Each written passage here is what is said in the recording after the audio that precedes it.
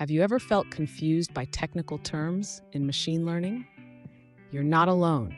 Today, we're diving into the world of recurrent neural networks, specifically focusing on batch size and time steps. I totally understand how overwhelming it can be to grasp these concepts.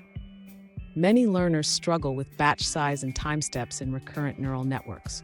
You're definitely not the only one feeling this way.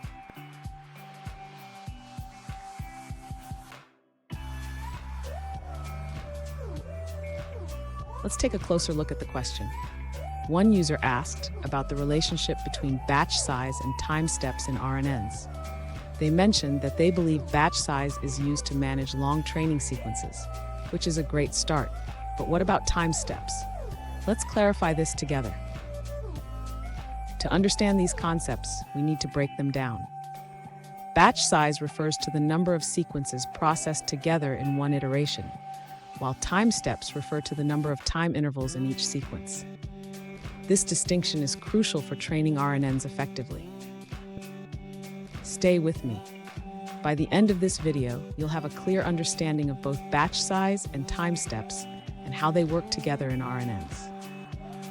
To clarify the concept of batch size, the user should understand that it refers to the number of sequences processed together in one iteration.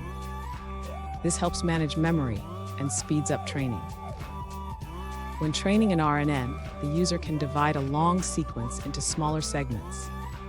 Each segment is treated as a mini batch, allowing the model to learn from multiple sequences simultaneously. Now, let's discuss time steps. The user should note that time steps represent the number of inputs fed into the RNN at each sequence. For example, if the user is processing a text corpus, each time step could represent one word. The user can feed multiple words at once by using a batch size greater than 1. This means that during each time step, the RNN processes a batch of words, allowing it to learn from multiple contexts.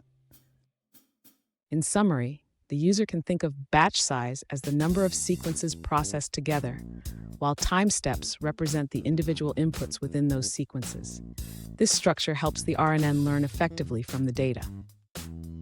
Fun fact, did you know that the concept of time steps in RNNs is similar to how we process information in real life? Just like we take one step at a time, RNNs process data sequentially. Now let's look at the answers provided by other users. This user clarifies that in RNNs, the batch size is primarily for speeding up computation, not for mini-batch backpropagation. They suggest experimenting with different batch sizes to see how it affects processing speed without significantly changing the loss. Regarding time steps, the user explains that time steps represent how deep the model captures sequential dependencies. They emphasize that in text prediction, time steps can be adjusted based on the problem, while batch size is influenced by the computational platform. For a deeper understanding, the user recommends checking out Eric Hallström's post, which illustrates how batch size and time steps relate to the dataset and weights in RNNs. Here's a pro tip. When working with RNNs, experiment with different batch sizes and time steps to see how they affect your model's performance. Finding the right balance can lead to better results. And there you have it. You now have a solid understanding of batch size and time steps in recurrent neural networks. If you found this video helpful, don't forget to subscribe for more insights and tips.